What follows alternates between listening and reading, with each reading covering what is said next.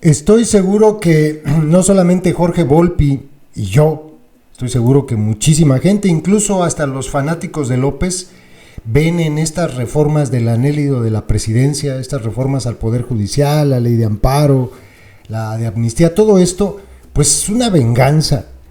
La diferencia es que algunos nos atrevemos a señalarlo. Los fieles de López no pueden, aunque lo sepan, no pueden, porque sería como dispararse al pie, sería reconocer al costal de odio, al que siempre le han aplaudido, al que como focas salen a adularlo cada que dice algo. Bueno, es más, hasta si escupe para el cielo el anhélito de la presidencia, las focas le siguen aplaudiendo. La columna de Jorge Volpi del día de ayer pues habla de eso, de la diferencia que hay entre justicia y venganza. Lo que está haciendo López apesta a venganza. Adoctrinaditos vicariantes, reconózcanlo, no les hace daño, no pasa nada, van a pasar un pequeño coraje, pero no se van a morir, no, de verdad no se van a morir por eso. Dice Volpi el día de ayer, a la pregunta, y esto es muy obvio, ¿cuál es su opinión sobre nuestro sistema de justicia? La respuesta de cualquier ciudadano consciente debería ser muy mala. Y a la pregunta, ¿considera usted que el sistema de justicia debe ser reformado? La respuesta tendría que ser un rotundo sí. Creo que en eso estamos todos de acuerdo. ¿Cuántas veces habrá que insistir en ello?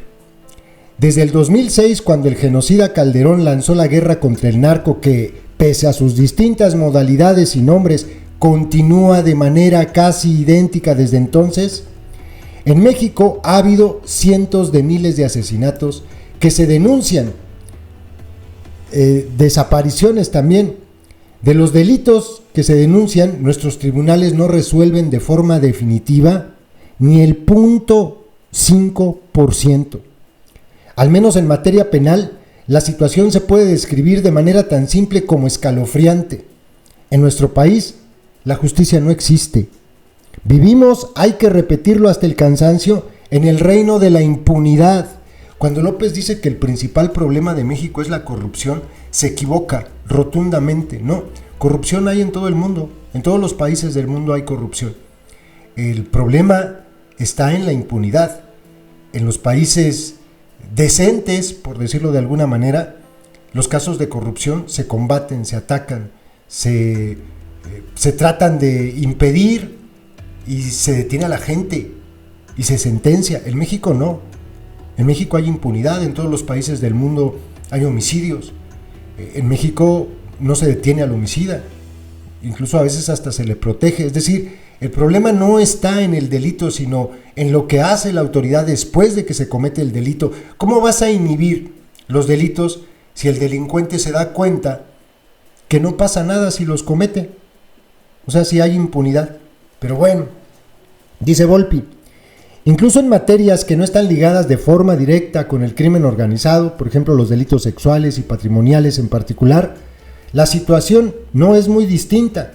La justicia no es nunca ni rápida ni expedita. La corrupción es endémica y casi siempre termina saliéndose con la suya quien tiene más recursos o más poder. Cerca del 90% de los casos están en manos de un defensor de oficio que terminan en condena. En contraste, nuestras cárceles se encuentran hacinadas de inocentes, en buena parte de los casos sometidos a esa violación sistemática de los derechos humanos que es la prisión preventiva oficiosa, cuyos supuestos López quiere incrementar con frecuencia de los estratos sociales más desfavorecidos, es decir, justo de aquellos por los que supuestamente la transformación de cuarta, en teoría, manifiesta mayor preocupación. En el ámbito penal, México es un estado fallido, incapaz de proporcionar el menor sentido de seguridad a sus habitantes. No debería haber duda, nuestro sistema de justicia es un caos que necesita una reforma urgentísima. Y seguimos de acuerdo en eso, ¿no?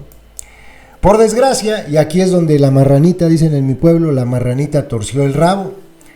Por desgracia, la propuesta de López, infame gusano de la presidencia, y que con su obstinación y autoritarismo habituales se empeña en aprobar en un mes, no es, en medida alguna, la reforma que requerimos.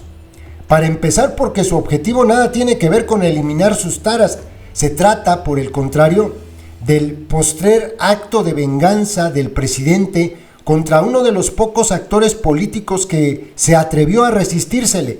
Lo único que le interesa es deshacerse de sus enemigos y de los supuestos traidores que los acompañan. De allí que su propuesta no contemple la transformación del sistema en su conjunto y se concentre en el Poder Judicial Federal, acaso la instancia que en este aciago panorama funciona con los más altos niveles de profesionalismo y que es un contrapeso a los caprichos del Ejecutivo y los intereses del Legislativo. Si las preguntas incluidas en la consulta popular, que por cierto se debe estar desarrollando en este momento, bueno, en realidad ni hay encuesta ni nada, ya están los resultados bien preparados, los van a presentar seguramente al rato y van a decir, sí, toda la gente cree que el Poder Judicial es corrupto, sí, toda, van a ver ustedes, pero bueno, pues la está haciendo la organización delictiva de la secta. Pero bueno, si las preguntas incluidas en la consulta popular propuesta por la presidenta electa, una forma de ganar tiempo ante la presión de los mercados, se refieren solo al Poder Judicial, nos hallaremos ante una obvia manipulación.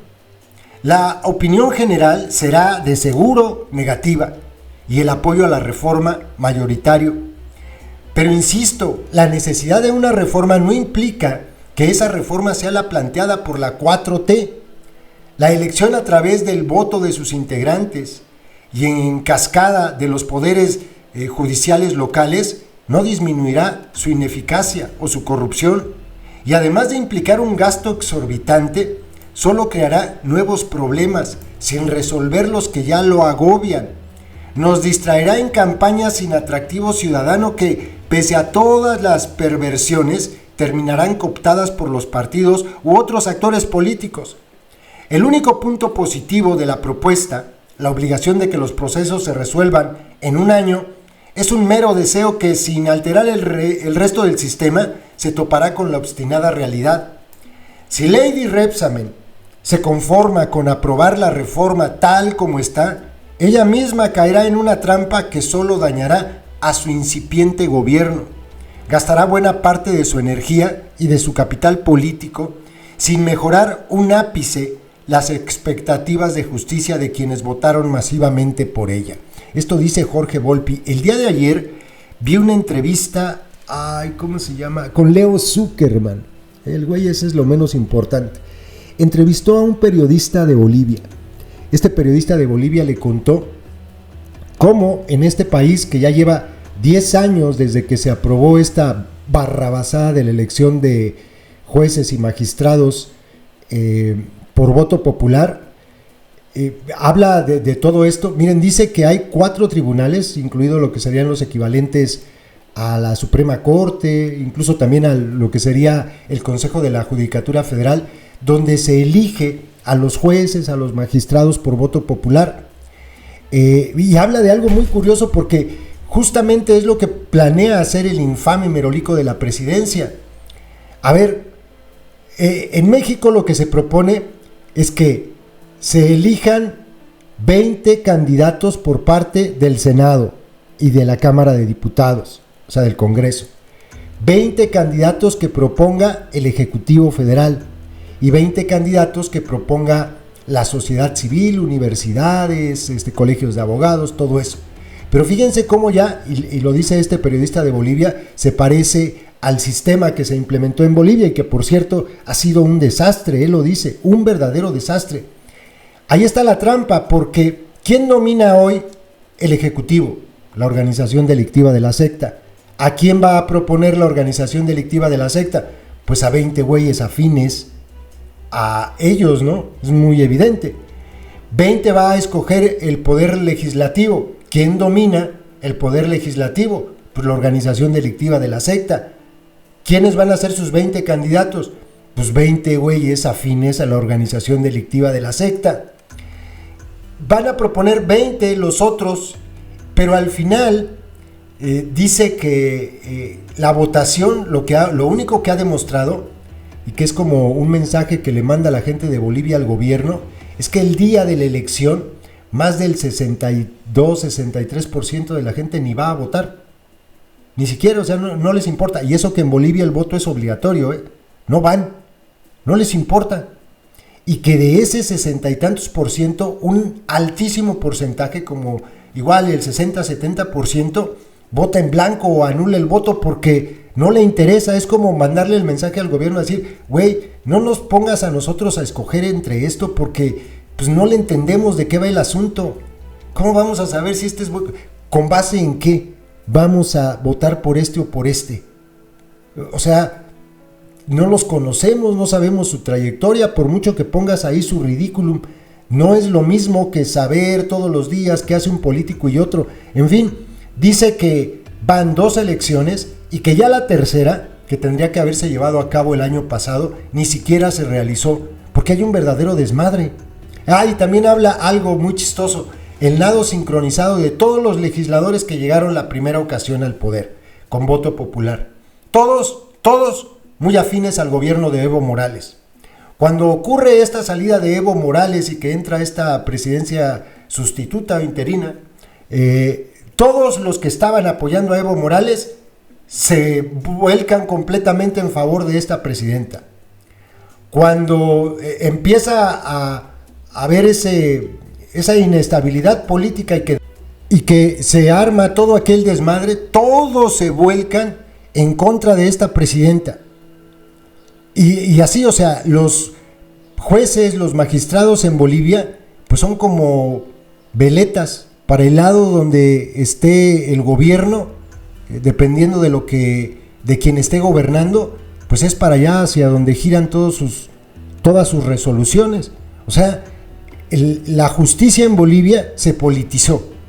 Las decisiones no son con base a lo que marcan las leyes, sino de acuerdo a quien esté gobernando. Eso quiere López, y lo quiere ahora porque pues ellos están dominando 2 poderes, quieren dominar el tercero. Si la situación fuese diferente, a ver, por ejemplo, en épocas del cártel del PAN, López de pendejo se avienta con algo así. Claro que no. A ver, gente, ¿no se dan cuenta de esto? ¿No se dan cuenta de esta manipulación? Sí, se requiere una reforma, como lo dice Jorge Volpi. Por supuesto que sí, pero esa reforma no va a funcionar con lo que propone López. Eso es una tontería. ¿Por qué no habla de las fiscalías? Ahí es donde está el problema. ¿Por qué la gente no va a denunciar? Pues porque no tiene confianza en los ministerios públicos. ¿Y eso qué tiene que ver con el Poder Judicial? Nada. Absolutamente nada. El Ministerio Público no depende del Poder Judicial. El Ministerio Público depende de la Fiscalía General de la República, de las fiscalías estatales. Pero de eso sí no dice nada. Pero bueno, los aplaudidores de la secta creen que vamos bien.